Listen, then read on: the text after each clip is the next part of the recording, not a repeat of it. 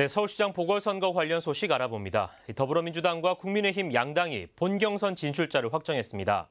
후보 간 단일화 작업도 속속 진행되고 있는데요. 취재기자와 자세한 얘기 나눠보겠습니다. 천세현 기자, 먼저 더불어민주당부터 알아보죠. 이 경선 주자가 발표됐죠? 네, 지난 5일입니다. 더불어민주당 공천관리위원회가 후보 심사를 완료하고 경선 주자를 확정했습니다. 네. 서울시장 후보 경선에 참여하는 사람은 예상대로 박영선 전 중소벤처기업 장관과 우상호 의원입니다. 2인 경선을 확정을 했는데요. 서류 심사와 면접 심사, 여론조사 점수 등을 합산해 후보가 정해졌다고 민주당 공천관리위원회가 밝혔습니다. 네, 별다른 변수 없이 진행되는군요. 이 경선은 그렇다면 어떻게 진행됩니까? 네, 더불어민주당 경선은 권리당원 50%와 일반 유권자 50%가 합산되는 방식으로 진행이 됩니다. 다만 광역단체장의 경우 1위 후보자가 과반에 미달하면 결선 투표를 진행하기로 했습니다. 서울시장 후보 경선이 해당되는데 결선 투표 여부도 최종 후보 선정의 변수가 될 수 있습니다. 한편 오늘부터 두 후보는 경선 주자로서의 선거 운동을 본격화합니다.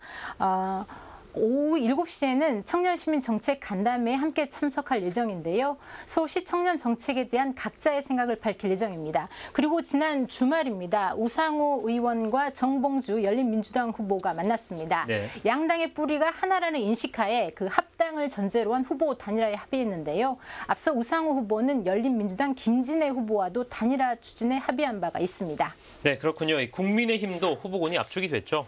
네, 역시 지난 금요일입니다. 국민의힘 공천관리위원회가 4명의 본 경선 진출자를 발표했습니다. 네. 나경원 전 의원과 오세훈 전 서울시장의 이름을 올렸고요. 오신환 전 의원과 조은희 서초구청장도 본 경선에 진출했습니다. 네. 국민의힘 공관위는 이 같은 내용을 발표하면서 후보별 득표 순위는 공개하지 않았습니다. 네, 그렇다면 4명의 본 경선 진출자는 어떻게 가려졌습니까? 네, 앞서 8명의 예비 경선 주자를 대상으로 한 투표가 진행이 됐습니다. 예. 책임당원 20%와 일반 시민 여론조사 80%가 반영된 득표수에 가산점을 적용해 최종 순위가 정해진 겁니다. 특이한 점은 책임당원 모바일 투표가 역대 최고 투표율을 기록했다고 공관위가 밝혔습니다. 당원들의 적극적인 참여가 뒷받침된 결과가 아닌가 이렇게 생각이 됩니다. 네, 천 기자, 그렇다면 국민의힘 앞으로의 일정은 또 어떻게 됩니까? 네, 오늘 미디어데이를 시작으로 본 경선의 본격적인 레이스가 시작이 됩니다. 예. 그리고 토론회가 열리는데요. 토론회는 3번의 1대1 토론과 1번의 합동 토론회가 예정이 돼 있습니다. 그리고 최종 후보 선정은 응답자의 지지 정당을 묻지 않은 100% 여론조사로 치러집니다. 네, 그렇다면 이 안철수 대표와 제3지대 단일화는 어떻게 진행되고 있습니까?